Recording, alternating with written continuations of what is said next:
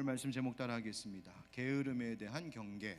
게으름에 대한 경계. 오늘 말씀에 보면 본문 6절 말씀에 형제들아 우리 주 예수 그리스도의 이름으로 너희를 명하노니 게으르게 행하고 우리에게서 받은 전통대로 행하지 아니하는 모든 형제에게서 떠나라 이렇게 말하고 있습니다. 이 문장을 한마디로 말하면 형제들아 형제에게서 떠나라 이렇게 됩니다. 그렇죠? 바울이 데살로니가 성도들에게 지금 명하여 말하고 있기를, 즉 예수 그리스도의 권위로 아주 강력하게 말하는 거예요. 그냥 그랬으면 좋겠다 정도가 아니라 명한다 이렇게 얘기하죠. 뭐라고 말하냐면 어떤 형제들에게서부터 떠나라고 이야기합니다. 이 말은 뭘 말하냐면 그들과의 모든 교제, 모든 관계를 끊고 정리해라 이런 말이에요. 아니 교회 안에 성도들이 서로 사랑하고 그 관계를 계속 이어가고 오히려 더 돈독히 해가야 되는 것이 마땅할 텐데, 이 교회를 너무나 잘 아는 바울이 오히려 그 어떤 형제들에게서는 떠나라, 끊어라, 정리해라 이렇게 말하고 있단 말이죠.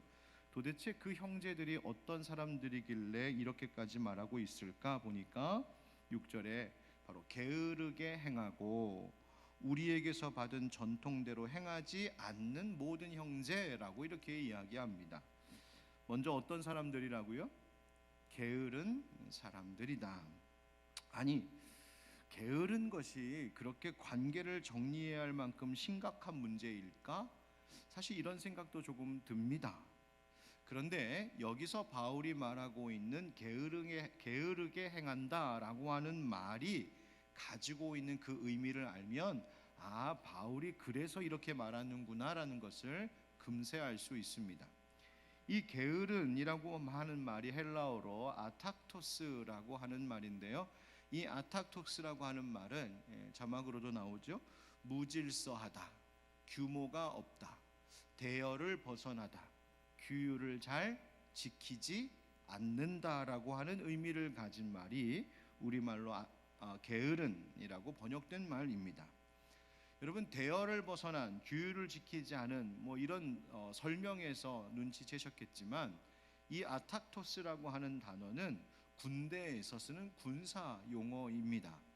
그래서 전투 중에 또 이 군 훈련 중에 행군 중에 이탈하여서 낙오된 군사를 말하고 있는 표현이에요.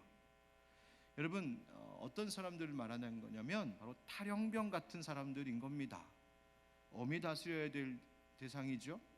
또 상관의 명령에 불복종한 병사를 말하고 있는 거예요. 여러분, 전쟁에서 지휘관에게 불복종하거나 지휘관의 명령에 저항하거나 대열에서 이탈할 경우 이것은 보통 큰 죄가 아닙니다. 왜? 그 사람만 문제가 되는 것이 아니라 부대 전체에 큰 위험을 가지고 올 수 있기 때문이에요. 그래서 전쟁 중에 전투 시에 상관에게 명령에 불복종하고 대열을 이탈할 경우에는 그 자리에서 즉결 처분 대상이 될 수도 있는 것이 군법입니다. 그러니까 지금 바울이 말하는 게으르게 행하다라고 하는 이 말은 그분이 몸이 좀 약해서, 아니면 체력이 좀 떨어져서, 아니면 좀 성격이 느긋해서 그렇게 해서 따라오지 못하는 그것을 이야기하는 것이 아니라, 또 지금 해야 할 일이 있는데 자꾸만 미루고 내일로 그런 정도의 이야기가 아니라, 하나님께서 교회 가운데 성도들에게 주신 그 질서를 지키지 않고 말씀 가운데 가르치신 규율을 무시하고 자기 멋대로 행하는 것을 말하는 겁니다. 즉 성경은 정해진 규율과 약속을 지키지 않고 행하는 것을 아탁토스, 게으름이라고 말했고, 옛날 우리 개역 한글 성경에 보면은 뭐라고 번역했었냐면 규모 없이 행하는 자다 이렇게 번역을 했었던 말이 바로 이 말입니다. 여러분, 이런 사람들이 군대나 어떤 조직이나 또 교회 공동체에 있을 때에 그 한 사람만 문제가 되는 것이 아니라 그 조직과 공동체 속에 속한 다른 모든 구성원에게까지도 심각한 위험을 가지고 올 수 있기 때문에 이런 경우를 가볍게 넘길 수가 없는 것이죠. 그렇다면 이제 궁금해집니다. 아니 데살로니가 교회, 여러분 보십시오. 이 질서를 지키지 않고 규모 없이 게으르게 행한 자들이 교회 밖에 있는 사람들이 아니었어요. 교회 안에 있는 예수 믿는다 하는 사람들이었다는 것이 우리에게 좀 놀라움을 가져다 주는 것이죠. 이 데살로니가 교회에 그럼 도대체 어떤 사람들이 있었길래 바울은 이렇게 엄히 경고 또 경계하고 있을까? 여러분, 데살로니가 전후서 이 편지는 사도 바울의 이 선교 사역의 초기에 기록된 편지로 보여집니다. 그 말인즉슨 예수님께서 부활하시고 승천하신 후에 얼마 되지 않았을 때에 기록된 편지라는 말이고, 그때의 데살로니가 교회의 형편이라는 말이죠. 예수님께서 승천하시면서 약속하신 것이 너희가 본 그대로 내가 다시 온다 하신 재림을 약속하셨죠. 바로 그것을 믿는 신앙을 우리는 종말신앙이라고 말하고 있고요. 지금의 이 대림절은 결국 마라나타 주 예수여 다시 오시옵소서, 바로 그 믿음을 새롭게 하고 고백하는 주님의 다시 오심을 기다리는 의미도 있는 것이 바로 이 대림절기이죠. 그런데 문제가 있었어요. 당시 데살로니가 교회 그리스도인들 중에 일부가 바로 주님의 다시 오심, 이 종말에 대하여서 잘못된 생각을 가지고 있었던 겁니다. 뭐라고? 이제 예수님이 곧 다시 오실 것이니 그러면 이 고통스러운 세상은 다 끝나고 새로운 세상이 시작될 것인데, 그러면 지금 하는 일이 무슨 의미가 있어? 다 쓸데없는 일. 그래서 지금 그들이 해야 할 모든 생업도 포기하고 가정도 포기하고 그저 무의도식하면서 질서 없이 멋대로 살아가는 사람들. 왜? 세상이 이제 다 끝날 거다 생각하는 그 잘못된 신념 때문에 마땅히 해야 할, 또 지켜야 할 일들을 하지 않고 살아가는 이들이 교회 안에 나타나기 시작한 심각한 문제가 있었다는 거예요. 여러분, 하나님께서 정말 기뻐하시는 신앙, 바른 신앙이라고 하는 것은 그런 반쪽짜리 신앙이 아닙니다. 주님의 다시 오실 날을 고대하고 천국의 소망을 두고 살면서도 동시에 바른 신앙인이란 이 땅에 사는 동안에 하나님께서 우리 각자에게 주신 그 사명과 책임, 그 의무를 성실히 행함으로 이 세상 또한 하나님 나라 되게 하는 것, 바로 그것이 하나님 기뻐하시는 성도의 삶인 것이죠. 그런데 그렇지 않고 그저 내세만 기다리면서 현세는 등한시하는 그 잘못된 신앙관, 잘못된 종말신앙, 잘못된 신념에 사로잡힌 사람들이 있었다는 것입니다. 바로 이 데살로니가 교회 성도들 가운데 일부가 그런 신앙의 불균형이라고 하는 문제에 빠져 있었던 것이고, 그것을 바울은 오늘 본문에서 게으르게 행하는 것이다 라고 그렇게 말한 거예요. 그런데 여러분, 이것은 바울이 사실 처음 그 데살로니가 교회 성도들에게 가르쳐 주었던 복음에 합당한 태도는 아니었죠. 그래서 6절 말씀에 게으르게 행한다라고 하는 말과 이어서 나온 말이 뭐냐면 전통대로 행하지 아니했다. 즉 바울이 처음 복음 전할 때 전해준 그 말씀대로 따르지 않고, 복음의 바른 복음의 깨달음과 이해 속에 그 말씀대로 살지 않고 자기 멋대로 생각했다는 거예요. 자기 신념대로, 자기 방식대로, 그렇게 자기 마음대로 신앙생활하고 교회 생활하는 것에 대하여서 책망하고 있는 말씀이 바로 오늘의 말씀이에요. 바로 그런 사람들, 그런 형제들을 꾸짖으며 엄히 떠나라, 정리해라, 이렇게 지금 말하고 있는 거죠. 자, 그러면 그런 사람들 보면 정죄하고 책망하고 나는 다시는 너랑 말도 안 하고 전화도 안 하고 나는 카톡도 이제 안 하겠다, 그러면서 관계 끊으라는 말인가요? 그것 아니죠. 이것은 그 사람들 자체를 정죄하고 끊으라는 말씀이라기보다는 그와 같은 잘못된 신앙생활의 방식, 혹은 또 그렇게 가르치는 잘못된 가르침, 그런 교회 생활의 태도를 갖는 그 분위기, 그 문화, 그 태도와 함께하지 말라는 것이죠. 그렇게 무질서하고 게으른 신앙생활의 태도에 물들지 말아라, 지금 그 얘기하시는 겁니다. 그러면 어떻게 해야 될까? 오늘 말씀을 통하여서 바울이 이렇게 지적하고 또 책망했던 그 영적 게으름, 신앙생활, 교회 생활의 게으름에 경계하는 세 가지의 질문을 통하여 오늘 말씀을 함께 풀어 나누려고 합니다. 첫 번째 질문은 이겁니다. 한번 따라하실까요? 본을 보이고 있는가? 본을 보이고 있는가? 우리 7절부터 9절 말씀을 한 번만 더 읽겠습니다. 7절부터 9절 다 같이 시작. 어떻게 우리를 본받아야 할지를 너희가 스스로 아나니 우리가 너희 가운데서 무질서하게 행하지 아니하며 누구에게서든지 음식을 값없이 먹지 않고 오직 수고하고 애써 주야로 일함은 너희 아무에게도 폐를 끼치지 아니하려 함이니 우리에게 권리가 없는 것이 아니요 오직 스스로 너희에게 본을 보여 우리를 본받게 하려 함이니라. 아멘. 여러분, 바울이요 복음을 전하는 이 선교의 일, 주님의 일을 감당하면서도 뭐라고 말하냐면 내 음식값은 내가 치렀다. 그러니까 자기의 음식값을 스스로 충당하기 위하여 일했다, 이런 말을 해요. 이 말은 그가 선교의 사역을 감당하면서도 텐트 만드는 일을 통하여 자비량으로 사역했었던 사역자였음을 말하는 것이죠. 여기서 주야로 일했다라고 하는 말은 그 의미를 보면 정말 그냥 대충 하는 흉내만 낸 것이 아니라 억척스럽게 일했다, 고되게 일했다라고 하는 의미를 가지고 있는 말이에요. 바울은 뭐라고 하냐면 우리에게 권리가 없는 것이 아니요 이렇게 말해요. 즉 사도인 자신은 이 복음 전하는 일로 이미 수고하고 있기 때문에 따로 일하지 않아도 먹을 권리가 있지만 그럼에도 불구하고 내가 일하지 않거나 무의도식하며 살지 않으려고 했다. 주야로 열심히 일을 했다 이렇게 말해요. 왜? 이유가 있다. 그것은 아무에게도 폐를 끼치지 않기 위해서다. 그리고 열심히 사는 삶의 본을 보여주기 위해서다. 그래서 나는 내게 이미 있는 권리마저도 내려놓고 주야로 열심히 일하며 주의 일 감당했다. 이렇게 말하는 것이죠.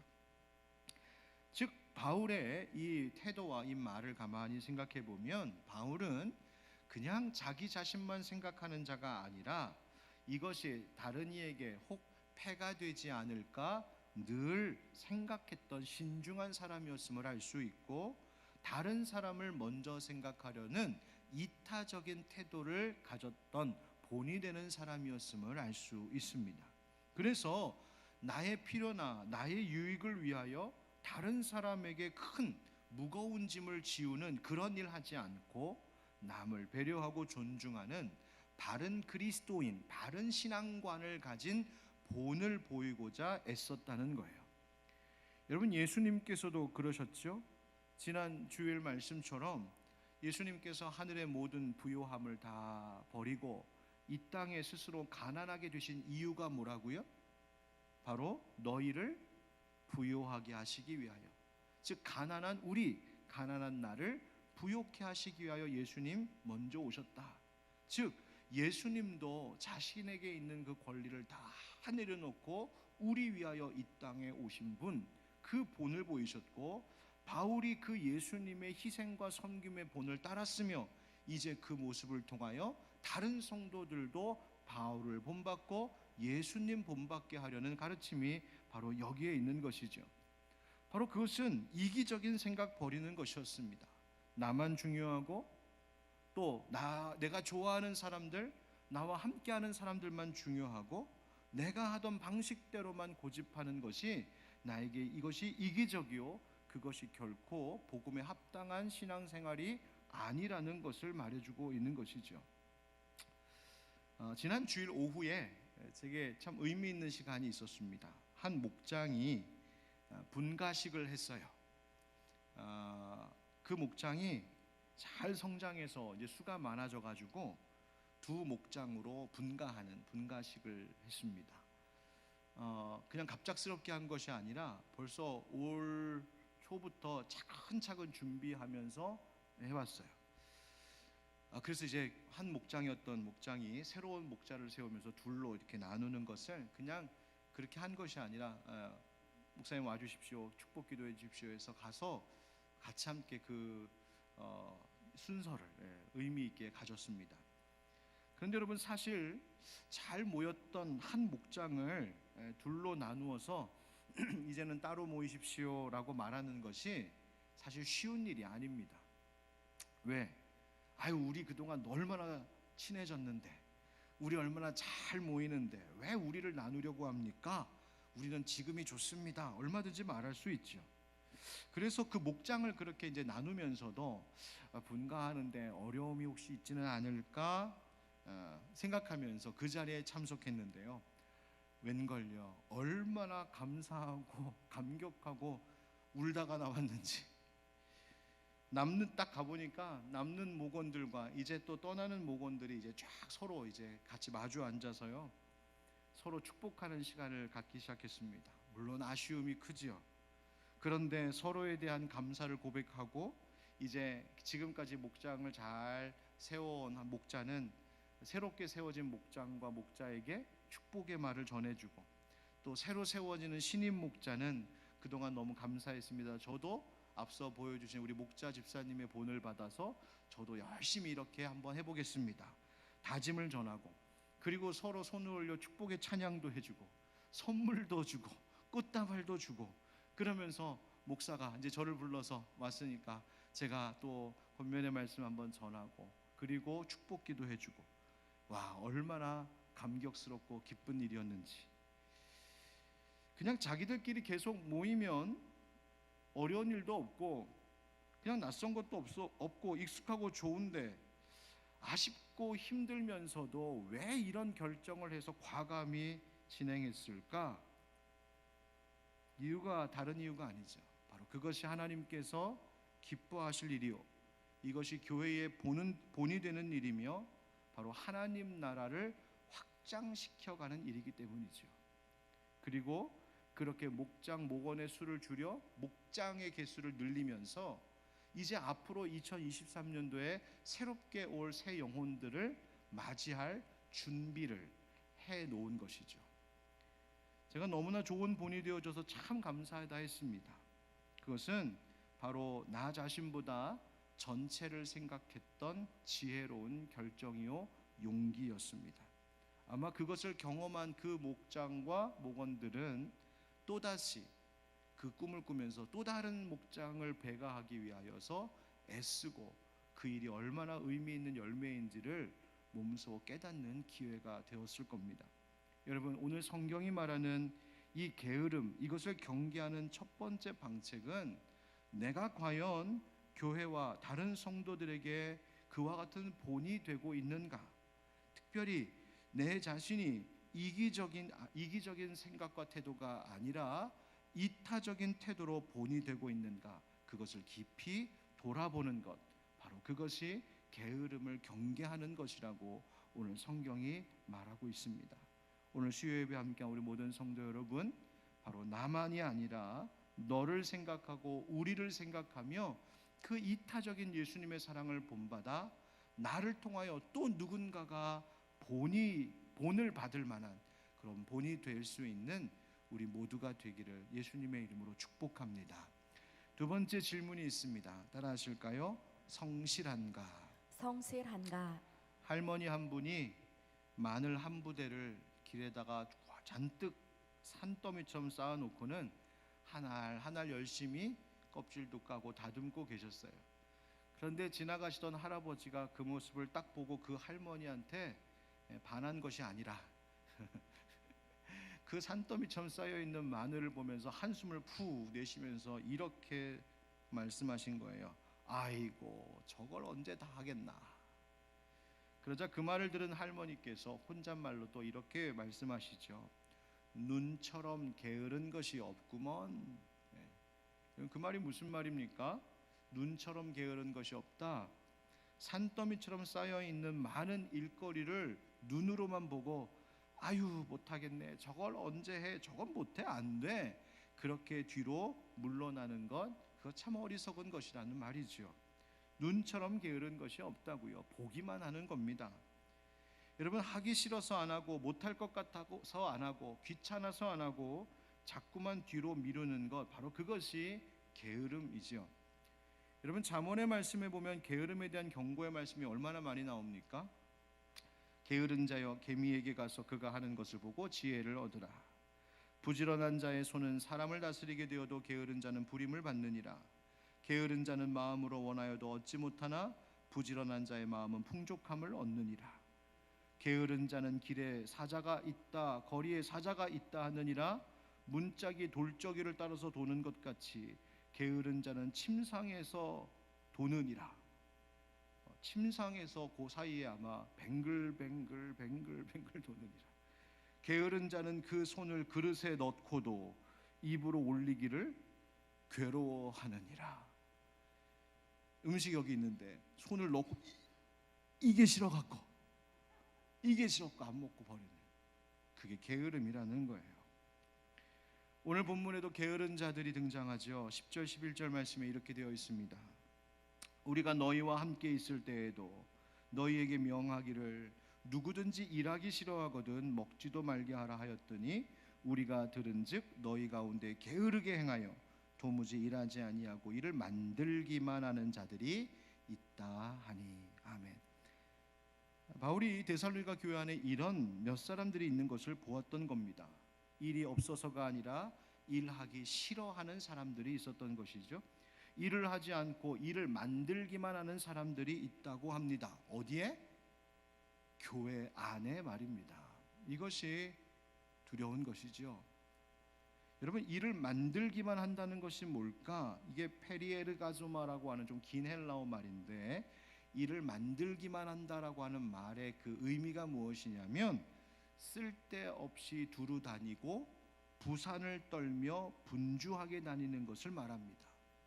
남의 일에 지나친 호기심으로 과하게 참견하는 것을 나타내는 말이죠. 그것이 결코 교회의 덕이 되지 못한다 하는 겁니다.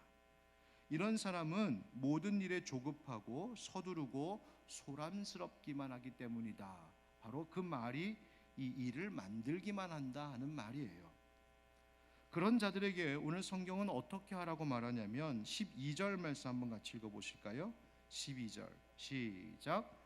이런 자들에게 우리가 명하고 주 예수 그리스도 안에서 권하기를 조용히 일하여 자기 양식을 먹으라 하노라. 아멘. 첫 번째는 조용하라 합니다. 떠들지 말고 말만 퍼뜨리지 말고 불평과 불만의 말만 쏟아놓지 말고 투덜거리지 말고 조용히 해라. 침묵해라. 그 다음은 자기 양식 먹을 일해라. 자기 몫의 일을 성실히 행하는 것에만 전념하라는 겁니다. 남들이 뭐라 하든 그거에 개념치 말고 너에게 주어진 그 사명에 성실히 임하고 집중하라는 말입니다. 여러분, 어떻게 하는 것이 게으름을 경계하는 태도일까? 여러분, 어떻게 하면 교회와 가정과 모든 일에 무질서한 것들을 바로잡고 다시 질서 있게 할 수 있을까? 일을 만들지만 말고 자기 일을 성실히 하는 것이라고 하십니다. 말만 하지 말고 눈에 해야 할 일이 보이거든 그 일 다른 사람에게 미루지도 말고 자기가 하는 것입니다. 제가 청소년 때에 어느 선생님으로부터 받은 그 말이 전 지금도 기억이 납니다. 청소년들에게 비전, 꿈을 가지라고, 비전을 가지라고 말하잖아요. 그럼 비전이 뭘까? 길 가다가 그 길에 쓰레기 떨어져 있으면 그게 너의 비전이라는 겁니다. 비전은 큰 게 아닙니다. 거창한 게 아닙니다. 길 가다가 쓰레기 떨어져 있으면 하나님 오늘 나에게 주신 비전, 내가 그것을 주워 쓰레기통에 버리는 것. 교회를 오르내리다가 화장실에 불이 켜져 있고 복도에 필요 없이 불이 켜져 있으면 그게 내 비전이 되는 거예요.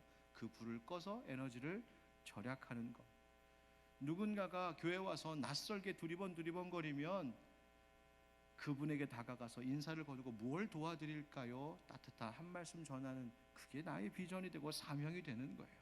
여러분, 이러한 일들에 있어서 미루지 말고 다른 사람이 하겠지 하지 마시고 바로 그 작은 사명에 충성함이 하나님께 기쁨이 되고 나에게 복이 된다는 사실을 잊지 않기를, 그래서 성실히 행하는 여러분 되길 주님 이름으로 축복합니다.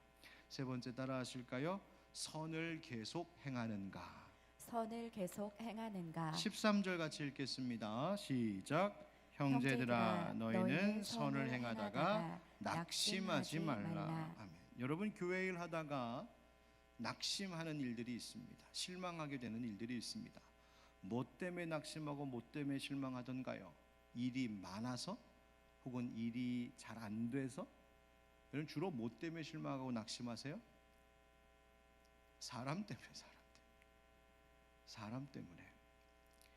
여러분, 성경에서 말하는 게으름의 심각성은요, 어디에 있냐? 그것이 전염성이 있다는 것에 있습니다. 맡겨진 일을 열심히 성실히 행하다가도 다른 사람은 그렇게 하지 않는 게으른 것을 딱 보는 순간 무슨 마음이 확 들어와요? 오? 왜 나만 이렇게 열심히 해? 네. 아니, 저 사람은 하나도 안 하는데, 뭐 봉사 하나도 안 하고 아무것도 안 하는데 왜 나만 그렇게 해? 처음에는 목사님들이 뭘 나한테 자꾸 시키면 나를 이렇게 믿어주시나 보다, 나를 이뻐해 주시나 보다 좋았다가 이게 2개, 3개, 막 4개 쌓이면 왜 나만 시켜? 이렇게 되는 거죠. 그러다 보면 저 사람은 안 하는데 나도 안 할래. 나는 이렇게 헌신하는데 왜 다른 사람들은 하나도 안 해? 나도 그냥 편하게 교회 주일만 왔다 갔다 교회만 다닐래? 그 마음이 훅 들어오죠. 그런데 주님께서 뭐라고 하시냐면, 오늘 바울의 이 편지를 통하여 우리에게 말씀하시기를 선을 행하다가 낙심하지 말라 하십니다. 이 말의 의미는 선을 행하다가, 즉 주님께서 우리 각자에게 맡기신 그 사명을 성실히 행하다가 혹 너의 마음에 실망할 만한 일이 생기고 다른 사람들을 볼 때 내가 뭔가 잘못하고 있는 것 같이 느껴지고 왜 나만 이렇게 하나 이런 생각 들 때 실망하거나 불평하지 말고 멈추지 말고 너의 해야 할 몫을 중단 없이 계속하라는 이야기입니다. 여러분, 예수님께서 십자가 지고 오르시던 골고다 길을 한번 생각해 보십시오. 예수님께서 만약 그 십자가를 짊어지고 그 골고다 언덕길을 올라가시다가 갑자기 문득, 아니 이게 내 죄도 아닌데 왜 내가 이 십자가를 지어야 되지? 그것도 뭐 좀 같이 지는 것도 아니고 왜 나만 지고 가야 되지? 왜 나만 이렇게 고난을 당하고 희생을 당해야 돼? 이 생각이 딱 드셔갖고 갑자기 골고다길에서 십자가 딱 내려놓고 난 갑니다 하고 그 언덕길 내려와 딴 길 가셨다면 어떻게 되었을까요? 여러분, 만약 인생의 외로움을 느꼈다면 예수님처럼 외로움을 느끼신 분이 없었을 테고, 배신감을 느꼈다면 예수님만큼 그 배신감을 느낄 분이 없지 않으셨을까요? 그러나 예수님은 십자가에 못 박혀 죽으시는 그 자리까지 그 십자가의 길을 중간에 멈추지 않고 끝까지 걸어 올라가셨습니다. 그렇다면 그 예수님을 사랑한다 하는 마음, 그 예수님을 따르겠다 하는 마음이 우리 가운데 있다면 적어도 구레네 시몬과 같이 예수님과 함께 십자가 지고 걸어가야 하지 않겠습니까? 우리 교회 1층 로비 그 행정관리실 옆에 수년째 걸려있는 작은 그림 액자가 있습니다. 제가 좋아하는 그림 가운데 하나라서 거기다 걸어두었는데 바로 이 그림이에요. 지거 쾌더라고 하는 사제이자 화가이신 분이 그린 그림인데, 여러분 이 그림 보세요. 바로 예수님께서 십자가 지실 때 그 시몬이 곁에서 함께 그 짐을 지고 같이 올라가는 바로 이 일, 바로 이것이 우리에게 주님께서 원하시는 바른 신앙의 태도요, 성실한 신앙생활 아닐까요? 그 지거 쾌더가 그린 또 하나의 그림이 있는데 이런 그림이 있습니다. 왼쪽에 있는 그림 보면 예수님께서 십자가 지고 있죠. 근데 여러분 앞에 화면에 잘 표시되는지 모르겠는데 그 위에 시커멓게 얼룩덜룩한 게 뭔지 아십니까? 사람들이, 맞아요. 사람들이 그냥 구경만 하고 있는 거예요. 즉 예수님 십자가 지고 가는 거 방관하고 있는 구경꾼들인 거죠. 반면 오른쪽에는 예수님 십자가 질 때 누군가가 예수님 손 함께 꼭 붙잡고 그 십자가 지고 있는 그림도 있지요. 여러분, 어떤 그림의 주인공이 되고 싶으십니까? 십자가 지신 예수님 구경만 하고 있는 방관자로 계시겠습니까? 아니면 오른쪽의 그림처럼 함께 지고 가는 예수님의 제자가 되시겠습니까? 갈라디아서 6장 9절 말씀 함께 같이 읽겠습니다. 시작. 우리가 선을 행하되 낙심하지 말지니 포기하지 아니하면 때가 이름에 거두리라. 아멘. 여러분, 선을 행하되 혹 삶에 실망이 찾아오는 일들이 있다 할지라도 계속해서 이어가기를 바랍니다. 꼭 교회의 봉사만 두고 하는 말은 아닙니다. 가정에서 여러분에게 주어진 일, 또 직장 생활하시는 분들은 직장에서 주어진 일, 나에게 하나님께서 맡겨주신 하나님이 기뻐하시고 그 명하신 어떤 그 선한 일을 하시되 끝까지 충성하는 우리가 되기를 간절히 바랍니다. 바로 그것이 게으름, 영적 게으름을 경계하는 것이라고 오늘 주님 우리에게 말씀하고 계시죠. 사랑하는 우리 성도 여러분, 하나님 중심으로 신앙의 균형 감각을 잃지 않기를, 그래서 하늘에 소망을 두며 살되 우리에게 주신 이 땅에서의 삶의 사명에 성실한 여러분 되길 축복합니다. 일만 만들고 말만 하는 사람들이 아니라 일을 행하고 말이 아닌 기도로 무릎을 꿇는 말꾼이 아닌 기도꾼들 되시기를 축복합니다. 선한 일을 행하시되 중간에 멈추지 마시고 계속해서 주님 부르셔서, 주님 우리에게 다시 오셔서 우리를 부르시는 그날까지 십자가 함께 지고 끝까지 나아가는 참된 그리스도의 제자들 되기를 축복합니다. 그와 같은 여러분 되고 그와 같은 또 새로운 회기를 우리가 함께 준비할 때 하나님께서 교회와 속한 모든 성도들의 각자의 삶 속에 크신 은혜와 복 주실 것을 믿습니다. 아멘.